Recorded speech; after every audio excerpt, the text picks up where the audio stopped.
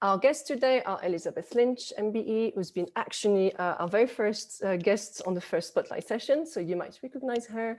We have Jenny Williams from Revoluton Arts, which was featured in the video, and Amanda Smethurst, who is a peer learning specialist.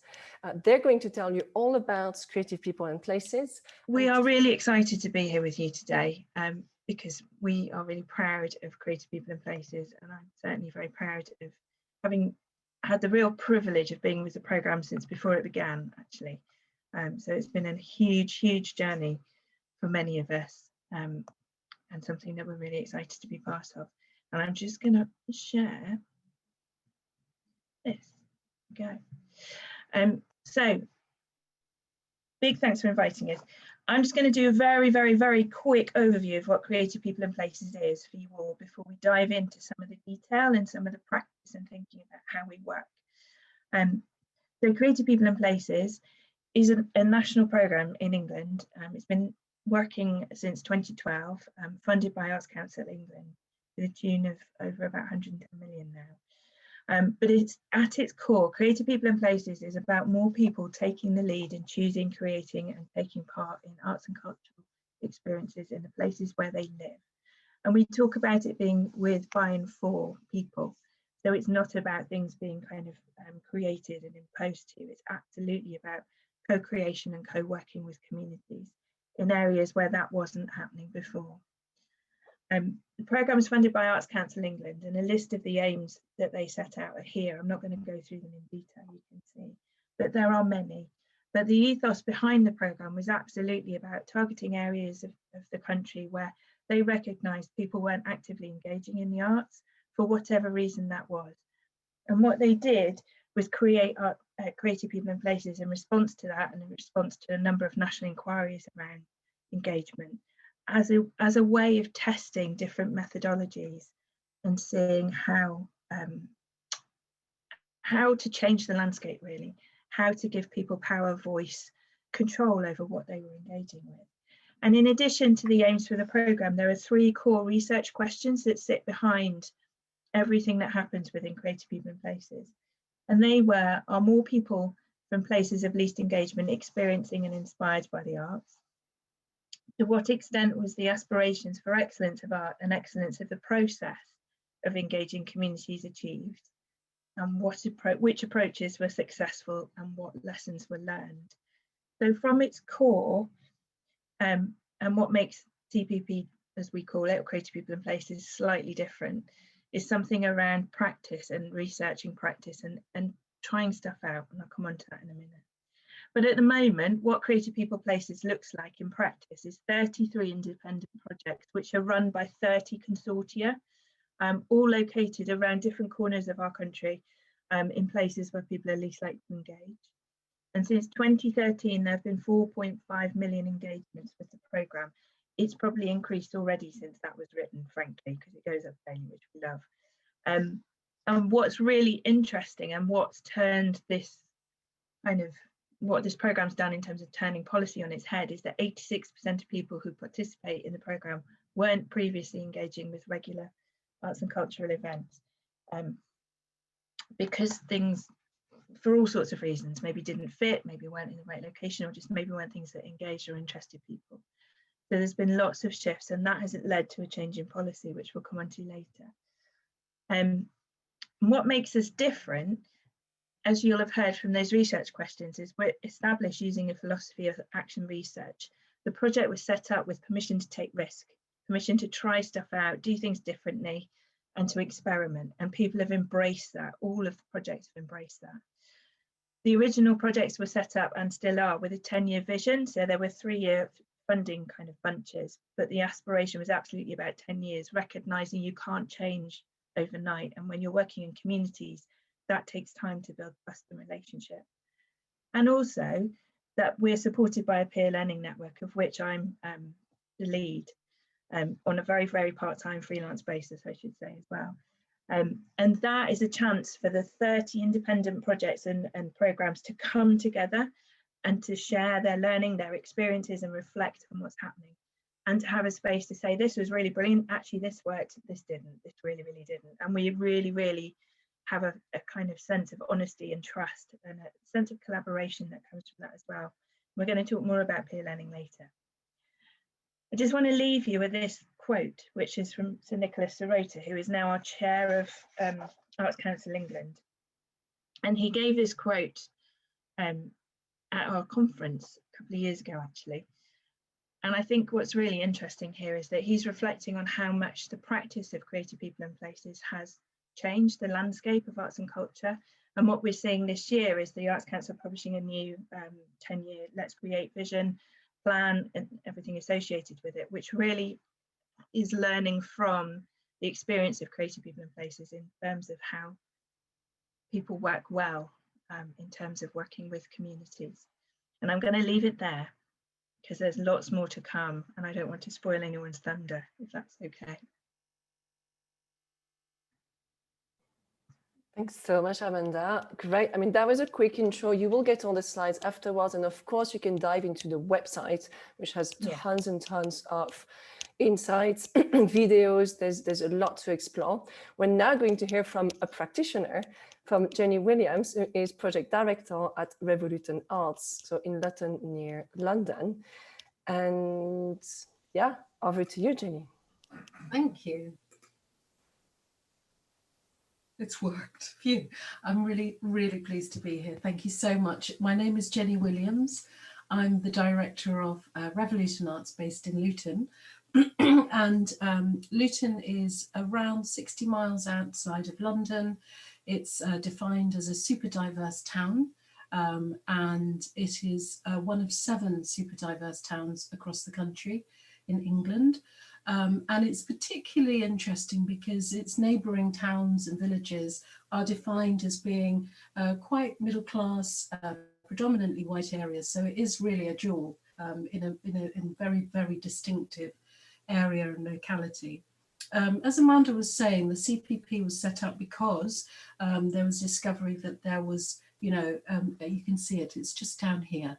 You can see, because there was found to be 35% of audiences were engaging in the arts. So it was defined as an area of low engagement. And today I'm going to talk to you a little bit about approaches to sharing power, which is a beautiful subject. And thank you for the time to be able to reflect on it. Because I should also say about Luton that it is super diverse. It's seen as having significant socioeconomic challenges and particularly will continue to have post-pandemic. And it is one of the youngest towns in the country. So when we talk about power, the project has been going for around 6 years and I arrived in 2017. And one of the things I thought to myself was, well, how do you share power in a super diverse town? How do you encourage everybody to step into the cultural sector and feel that they have a stake and that they have equal ownership? And what we were able to do as a CPP, and as Amanda was saying, as an action research project, we also are surrounded by a huge amount of data. And with the support of Audience Agency, we were enabled to learn quite a lot about what the audiences were currently doing and also what we didn't know they were doing. So we had to make a series of assumptions. So for example, we knew that our audiences really enjoyed outdoor and free performances, but those outdoor free performances did not translate into going into the town centre and buying tickets. So we had to have a set of assumptions to say, well, we think that's because maybe the product isn't resonant. Maybe there's issues around safety going into the town centre. Maybe there's issues around financing, being able to go out, all of these various things. And so therefore, one of the first things I did was think about, well, how do we actually harness some of that knowledge, the things that we do know? We do know that the town is diverse. We do know that it has this richness in it, that it's young, and so on and so forth. One of the things that really excites me about Luton is its diversity. And we know that actually diverse audiences are very likely not to be able to tell their own stories. So we hung our whole programme on this strapline, everybody has a story to tell. I'm just going to go through some of the approaches to how we share power. So everyone has a story to tell is the first thing, that everyone's story is valued. And so the super diversity is really, really central to how we listen to voices and how we listen to stories and who's telling that story. Our audiences, we place great importance on actually mirroring the profile of our communities and the demographic, and representing our audiences, not only in terms of numbers, but in terms of resonance, in that the work has to have some kind of significance to the people that are hearing the story. And therefore, we ensure representation in who we commission, whether it's local or national artists, and we completely invest in local talent development. It's one of the things that I can't tell you has been one of the most important areas of us sharing power, is being able to say that the local community, the local creative talent should also take the lead. And we've do that through a number of ways, which I'll talk about. Recruitment has been significant. So our team is made up of 80% come from Luton, and they represent the super diversity of the town. And they're able to really, really inform the programme in ways that gives it depth and meaning.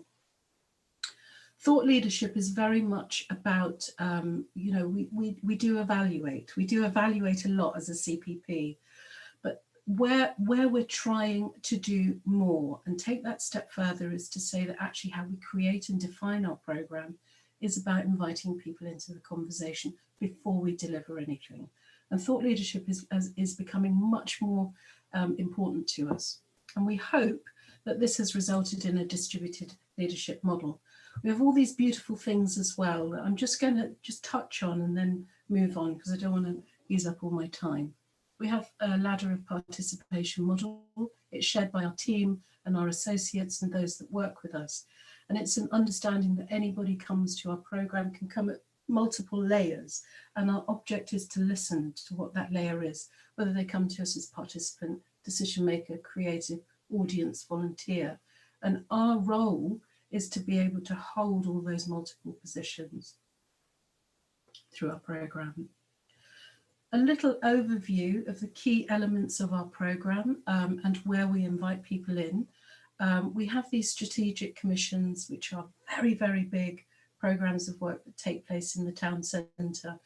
And we did that because we wanted to find moments to bring the multi-diverse communities together. And there have been some really significant moments where the feedback has come back to us from audiences saying nothing like this ever happens in our town. We love that our communities come together. It's changing the perception of the town, which can often have negative external connotations and perceptions. And one of the words we really, really love to hear is that we bring joy to communities. As well as very, very large programme events, our main focus was to really, really think about, well, if we know that actually people aren't accessing work and buying tickets in the town centre, can we push our work out? And there was one moment where we didn't have an office, we were nomads, and all of the team would just wander around the town and take buses and go to different places. And actually that was brilliant. We developed what we call a residency programme. In our world, in our creative world, a residency programme is about an artist being in residence. In our world, we mean in company with people, that we are actually present. We're present in the shops. We might have our meetings. We had a long table event, which is a democratic dialogue event, and we booked out the bottom of a restaurant and invited people in to come and talk about creativity. We're based in Marsh Farm, which is an estate outside Luton, and with our partners who we rent the building off, we commissioned them directly and said, what would you do with this creative commission? And they said we would go out and talk to people and put together a community assembly and enable decisions about local issues, local questions to be responded to from within. And culture now sits within that local decision-making policy. Our role, therefore, and my role, is not to say what arrives at that table, not to put the agenda together, not to define the issues that we wish to talk about, but simply to hold the space, as it were. We have an approach which I think is really important and surprising in terms of us being able to share power, is that we're playful. And so when we see people, we drink tea like you wouldn't believe. And also we have within our mission statement that we take having fun very seriously. And we hope that that means that when we turn up at the cafe en masse and talk about creativity very loudly, or when we have the calligraphy workshop in the nail bar, there's a sense of joy about what we're doing, and the communities can sense that too. One of our commissions in our residency program is called Cultural Democracy. What I love is that we talk about power. We talk about what cultural power looks like. And it's not just, as we were talking about, in terms of money, although money is important.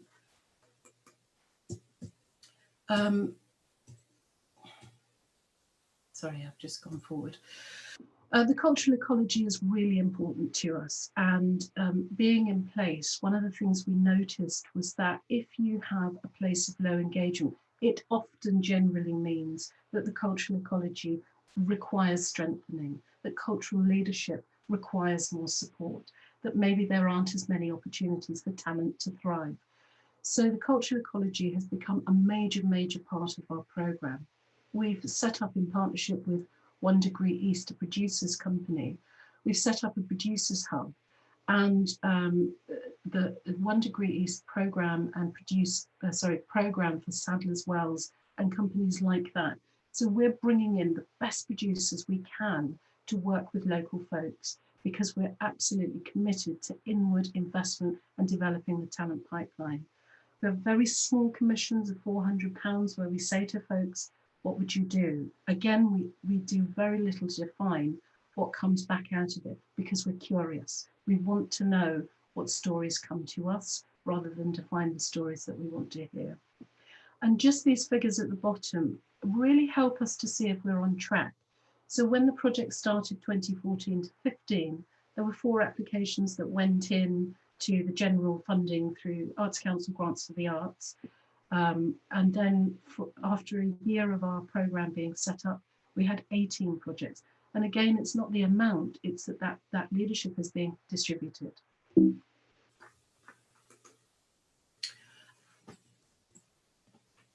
Just a little bit on our figures. We're very much focused on who's coming to our events. We are data rich, which is fantastic. So I don't know if you can see the area of low engagement is defined by Facebook families, Kaleidoscope creatives, and Up Our Street. And the green represents Revolution audiences, the grey represents Luton communities. And it's really important to us that our work is absolutely mirroring the communities. And I'm pleased to say that that has been happening over the last few years. And this is what I present to my consortium, my directors. Again, who are we reaching? We are data rich. We get a lot of information back from audience agency, who are our evaluators. And we're able to see, again, in terms of our diverse audiences, in terms of our young people's engagement, that we are engaging with the groups that we've set out to engage with for the reasons that I've mentioned above, not because of my greatness, but because we're actually working meaningfully in partnership. Again, this is a map of the area, a heat map. The yellow shows us the town centre. We've deliberately pushed it out. The darker the shade, the more engagement the Revoluton is having. And I'm very pleased that in the areas where we're based, we've got good engagement, which is in Bury Park and Marsh Farm. But again, it really shows how data informs our programme. These are some of the statistics we had from last year. I haven't been able to update those figures because we've had quite a tumultuous 2020. But you can see that our audience engagement is going very well. And actually, we're now at a point when these figures were put together that I think we engage it with 1 in 20, I believe, a quarter of the population, which is great. You'll notice that we only have 14 volunteers. And the reason we don't have very many volunteers is because anybody that works with us is that we pay. We pay for folks to be part of our journey where we can. And lastly, I wanted to show you our philosophy. Again, it's shared with our team and our associates, and it's all about tea. It starts and ends with tea. But I would love to share that with you at perhaps afterwards. Thank you so much. We're going to switch over to Elizabeth, who has a beautiful presentation to share. So this is another aspect of creative people and places. Like we did say at the beginning, we're surveying the land. We're going through a lot of ideas, concepts, and practices here. So this presentation is about bringing creativity and all the voices into your research and evaluation, and it will pick up on some of the themes, I'm glad to say, that Jenny's already raised in her presentation. There are 5 guiding headlines that I'd like to share with you today if you're embarking on evaluation or reviewing what you already do. Okay, great. So 5 headlines for when I'm thinking about evaluation: purpose, story, design, method, and knowledge. So the first question, if we can go on to the next slide, is purpose. Why evaluate? And the purpose of your evaluation may not be the same as the purpose of your overarching project or program. You might want to do something more specific.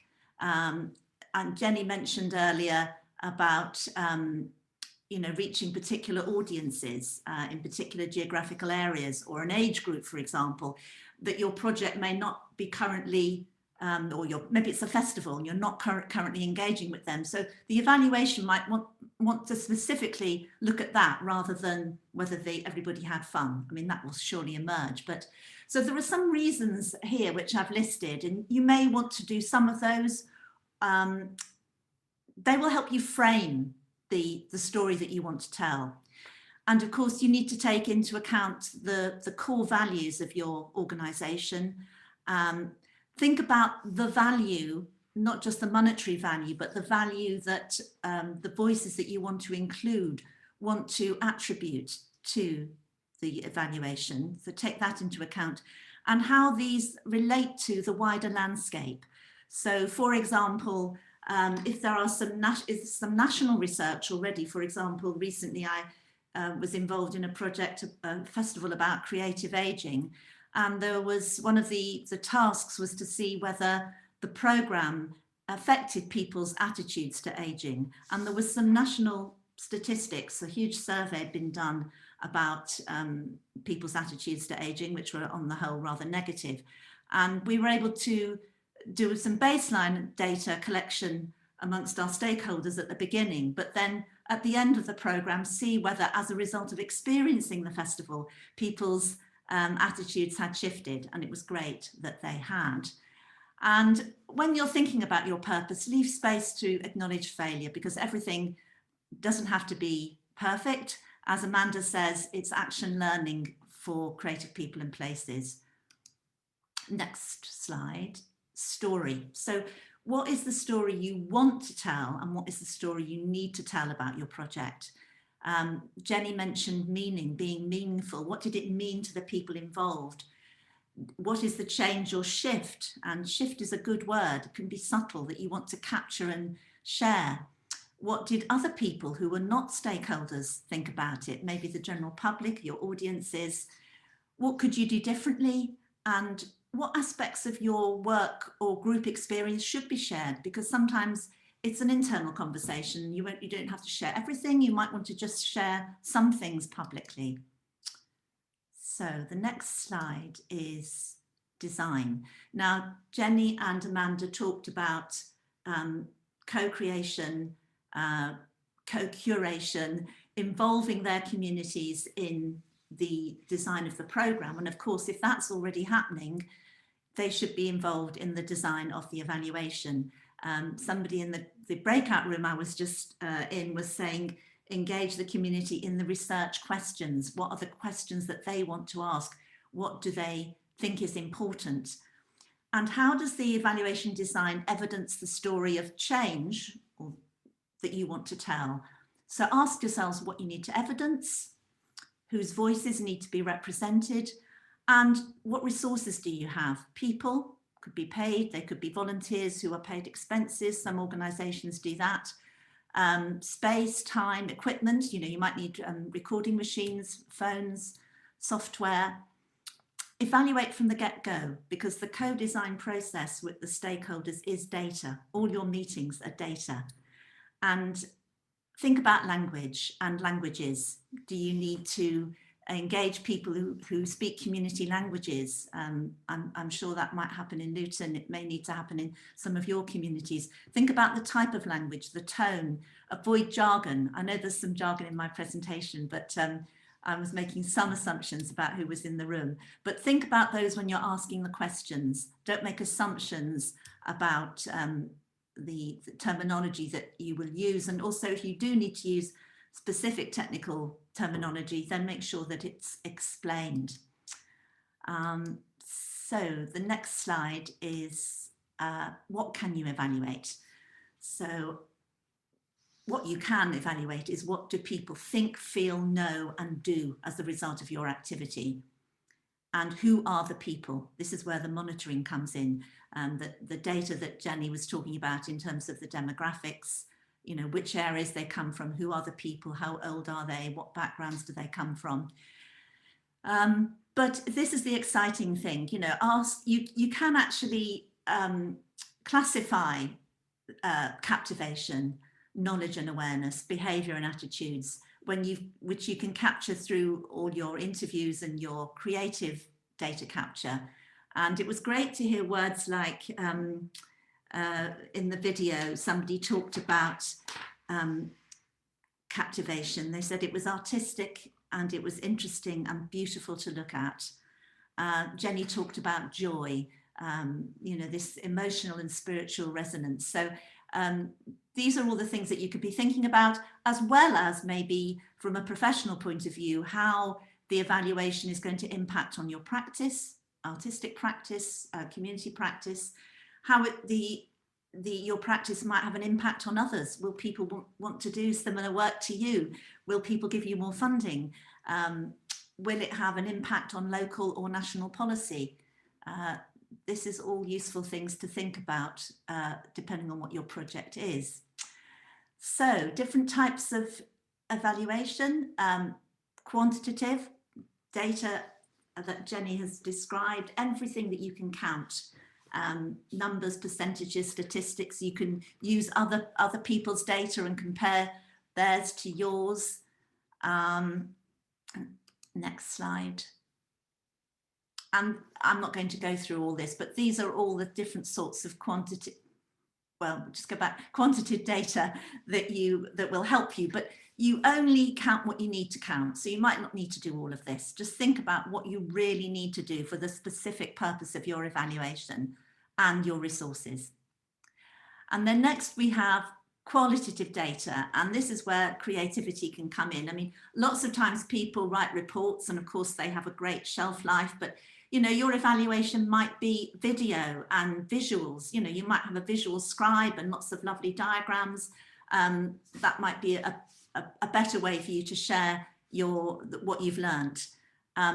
Some key questions. Do ask what would be a credible and achievable sample size.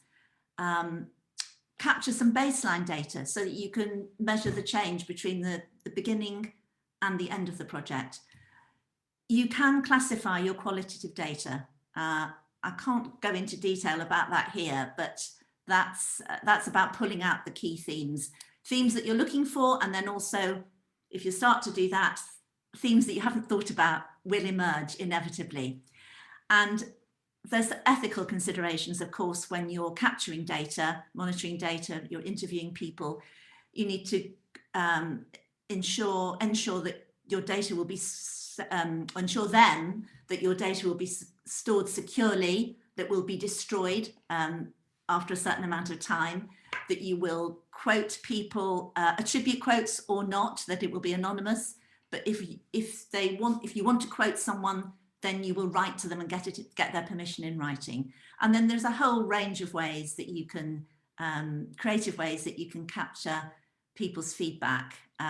one-to-one and in groups. And I'm sure we're going to talk about that later in the breakout rooms. So next slide. Well, you've created, research is evaluation is part of research, and that's about knowledge. So when you've created this fantastic piece of knowledge, how are you going to share it? And it's really important to involve all the voices in sharing the knowledge. So if you have a round table or an exhibition, you've got people on the platform or around the table who've experienced your event, have been involved in organising it, have been involved in funding it, artists, young people, yeah, I think that's all there is to say. That you want great conversations, and what happens next can emerge. So the final few slides are just, I thought this was a really fun way of capturing both quantitative and qualitative data at an event at the Museum of Science and Industry for a sexology season. And people were asked to locate themselves with a post-it note on the Kinsey scale. But then what happened was that people also wrote about their sexuality on the post-it notes. So we got, these sort of data, the sort of numbers, but we also got the stories behind the numbers, which was terrific. And then visual scribes are fantastic for capturing what happens, conversations in live events. And that's a great thing to include in any documentation. And finally, I've given you an evaluation planning checklist here, because I know that you're going to be able to take this away. So that's it. Thank you for listening, and I look forward to the discussions in the breakout rooms. All right, everybody, we're back. We are back with our next guest. You've met her already.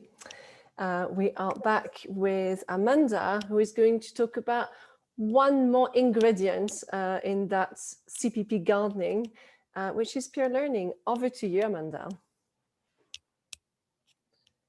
Make sure you're off. Yeah, I'm on it. I was going for it. Fingers fast. Thank you, Fanny. Welcome back, everybody. That's a beautiful piece of music. Thank you. So I just, as promised, I'm going to dive into peer learning a little bit for you, just explain a little bit about what that means for us. As I said in the beginning, Creative People and Places is an action research programme with permission to take risks and experiment. That was the whole premise of it, to try new stuff and to try different ways of working with people. Recognising some of those will be successful and some of those won't. So within that, having space to learn and explore what that means is critical. So what the Arts Council did is they also gave us a grant to fund a peer learning programme, which sits in the middle of the 33 projects. And it acts a bit like the glue. So instead of having 33 independent projects just kind of doing what they do and going, we're the glue in the middle, which gives people space and time to come together and talk and think. And for us, peer learning is a process to share practice and experiences and learn from the successes and the challenges. And there have been many successes and challenges over the years, I can assure you. And we do this, but I also see this happen in lots of other programs and projects now. And it can happen on a scale like this, and it can also happen on a very micro scale across practitioners. And I hope that's something that you can take from today, is what we do because we're really, lucky that Creative People and Places has had significant investment, but it's also building on the practice of decades of work in the community and community arts practice. We always say that we're standing on the shoulders of giants, and we're just in that lucky place where we have resource and time to play in a different way. But for me, I see this practice in many, many guises and many programs that I work with as well. So for us, the success factors that make peer learning impactful are really straightforward, to be quite honest. They echo those of the programme in terms of it being around honesty, inclusiveness, developing trust and engagement. For us, that peer learning space works because people can come and be really truthful. And we have a contract around how we learn and how we are with each other, which embraces all of these kind of factors and qualities, if you like. Some of those are easier to step into than others, And some people find that really natural, some people find it more of a challenge. So my job is to support that and to encourage that learning environment for everybody. We also have a space where confidentiality is important, and sometimes it's really appropriate and sometimes we kind of do other things. So much of the peer learning spaces that we hold, we do without our funders' presence at times, so that we can have really honest conversations without it jeopardizing that funding relationship. In other instances, we have funders in the room, but we're really clear about what the distinction is between those different spaces. And the network, in the spirit of CPP, our Creative People and Places network, all the different programs help us to design the peer learning program as well. So they have a view on what we do and the themes that we cover and the things that we talk about. As I said, open and honest is critical, and that's absolutely what we do, and is at the core of what we kind of believe. And we're open and honest with ourselves, but also we're really proud to try and be as open and honest as we can be with the wider sector about our successes and our challenges. And challenges being the really key thing there. We're quite proud of the things that don't work, the failures, because that's where the really rich learning is, the really juicy stuff. And I would say that I am incredibly proud of our network for being with each other and supporting each other and encouraging that healthy challenge and poking around and being there for each other. And the other thing just to say about this is it's taken time and trust to develop the network for it to really kind of become strong, actually. There is, and I think that's quite a natural thing, there's a little bit of kind of personality, a little bit of kind of settling into the groove.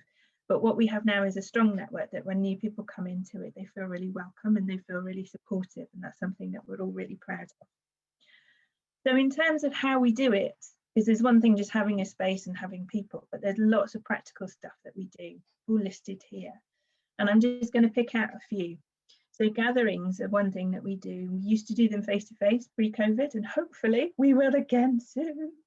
And that's where we would bring everyone together for 2 days. One day we'd talk about a topic, a theme. It might be power, it might be evaluation, it could be all sorts of things. But we'd always have a meal in the evening, because for me, the social time, the informal space is where some of that rich connection is made as well. And then we'd have a day of reflective practice.